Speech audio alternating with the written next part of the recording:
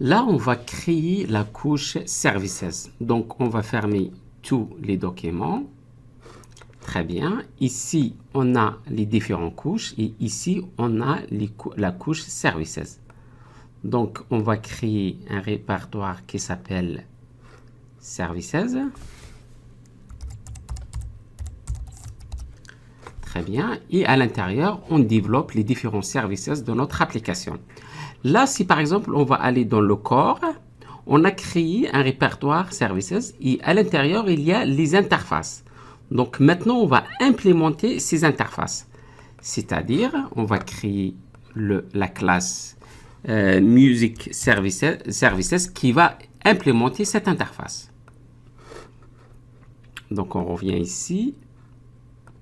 Donc au niveau de Services, je rajoute la classe. Donc ajouter une classe qui s'appelle Music Services. Très bien. Donc elle sera publique et elle va implémenter le e-services, Music Services, pardon.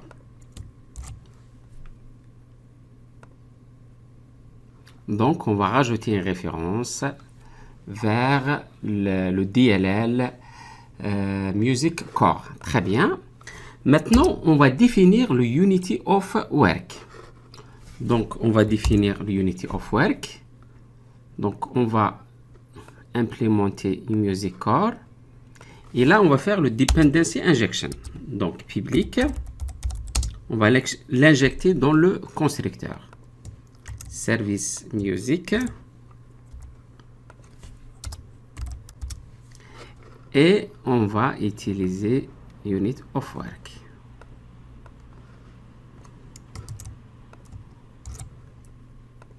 Donc là, on va utiliser comme ça.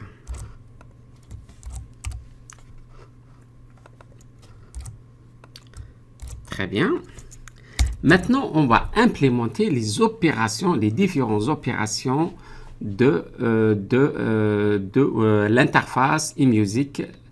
Donc, on va faire par exemple implémenter l'interface. Il va créer et on commence une par une. Donc, pour aller plus vite, je vous donne par exemple, on va faire. Donc, qu'est-ce que j'ai fait? Donc, j'ai fait. Donc, ici, elle doit être à 5. Donc, qu'est-ce que j'ai fait? Unit of Work, Music, et je rajoute de façon asynchrone. Et après, j'applique le commit. Donc, ça permet de committer dans la base de données. C'est-à-dire, on peut faire plusieurs opérations. À la fin, on commit les changements. Donc, si on va aller, par exemple, au Unit of Work de musique, on le trouve ici. Donc, c'est un repository eMusic repository qui contient les différentes opérations qu'on a implémentées avant. Très bien. Donc, ça, c'est pour la création d'une musique. Donc, Unit of Work, Music, et j'ajoute le music et après, j'applique le commit. Et après, je retourne l'objet Music. Maintenant, on va continuer avec les autres méthodes. Donc, aussi à 5. Et on va supprimer l'objet music, delete music. Et puis, on va faire get all with artist. Donc, et là, il faut qu'elle soit à 5. Très bien. Là, on fait unit of work et on récupère toutes les musiques. Donc, elle doit être à 5. Ça, c'est on fait unit, music et get by ID. Et après, get music by artist ID. Donc, it will be à 5. On va faire update music comme ça. Très bien. Donc, là, ce sera à 5. Donc, c'est ça la couche service, c'est-à-dire depuis le Web API, on attaque ces méthodes, c'est-à-dire on utilise ces méthodes. Voilà, donc on a utilisé le Unit of Work. Donc au niveau de services, donc rajoute, donc j'ajoute une classe, s'appelle Artist Music, qui ça sera public et qui va implémenter l'interface Artist Music. Donc là, il n'a pas trouvé, on va le chercher dans le corps. Donc dans le corps, on va trouver, s'appelle Artist. Très bien. Et pardon, ici c'est Artist Services. Très bien. On va définir un Unit of Work. Donc on va faire la même chose que Music.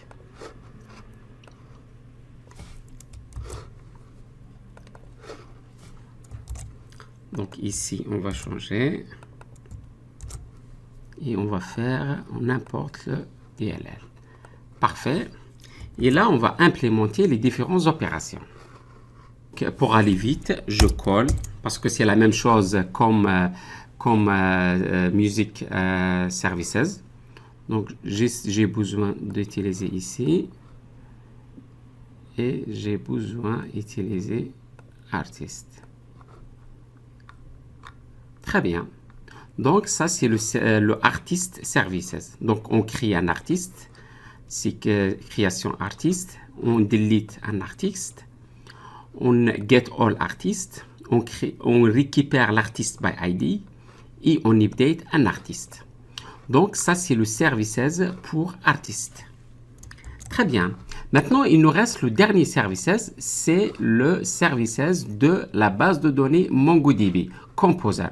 Qu'est-ce qu'on va faire? On va faire ajouter une classe s'appelle Composer Services. Très bien. Et là, il sera public. Et puis, on va implémenter le Composer. On va implémenter eComposer Services. On le trouve ici.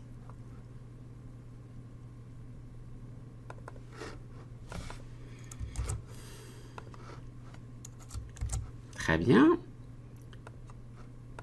Très bien. Maintenant, avec le Composer, il est différent que les autres. Parce que le Composer, on va utiliser la base de données MongoDB. Donc, pour Entity Framework, on a utilisé pour Entity Framework, on a utilisé le Unit of Work. Par contre, pour base de données MongoDB avec MongoDB.driver, c'est différent. Donc, c'est complètement différent. Donc, pour aller plus vite, je vous montre. Donc, on va utiliser le eComposer Repository. Et là, on va injecter le Composer. Donc, on va faire public. Et puis, Composer Services. Et on injecte le repository eComposer.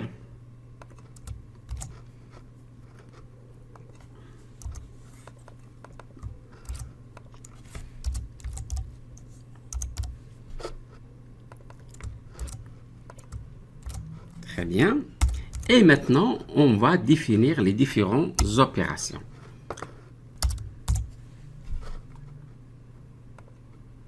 Donc, je vous explique tout. Donc,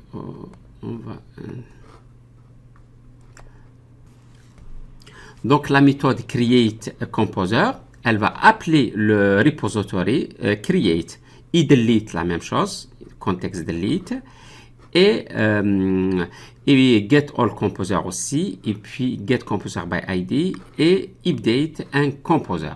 Donc, c'est ça la création de service composer service. C'est très facile. Très bien. Maintenant, donc là, on a créé tous les services de notre application, c'est-à-dire notre application Web API, celle-là, la couche où il y a les web services, elle va attaquer directement la couche services. Et pour cette raison, on va faire le dependency injection. Donc, on va aller au startup et on va définir les dependency injection. Donc, je vous montre comment on va faire ça. Donc les services de notre application. Donc ici, on a le dependency injection pour music services. Donc on va inclure le services et on rajoute une référence. Parfait. Donc, c'est quoi add transient? En fait, on a add scope. Chaque requête HTTP, il va créer une instance. Et add transition, quand il trouve, pour chaque contrôleur, quand il trouve music services, il va créer une instance. C'est-à-dire dans le contrôleur ici, dès qu'il trouve une interface eServices Music, il va créer une instance. Donc, si par exemple, on a trois instances de type add transient, donc il va créer trois instances. C'est-à-dire, je vous explique. Donc, la différence entre AddScope et AddTransigent. AddScope, dès qu'il y a une requête HTTP, il va créer une instance. C'est-à-dire, si on reçoit 1000 requêtes HTTP, il va créer 1000 instances. Par contre, AddTransigent, pour chaque contrôleur, dès qu'il y a une interface Music Service, il va créer une instance de type Music Services. Et au final, donc on trouve, si par exemple on reçoit 1000 requêtes HTTP, il peut avoir par exemple 2 ou bien 3000 instances de Music Services. Donc il y a plus d'instances avec add transient que add scope. Donc ça c'est pour fixer les idées avec les dependency injection. Donc les dependency injection en .NET Core, add singleton, c'est-à-dire toute l'application, il utilise juste une instance. Add scope, pour chaque requête qui vient, on crée une instance. Et add transient, pour chaque contrôleur, dès qu'on trouve l'interface, on crée une instance. Très bien. Maintenant, nous avons créé les services, nous avons créé les dependency injection. Maintenant, il reste juste à développer le fameux MyMusic API, c'est-à-dire l'interface de notre application. Donc là, pour le prochain chapitre, on va créer cette couche Web API.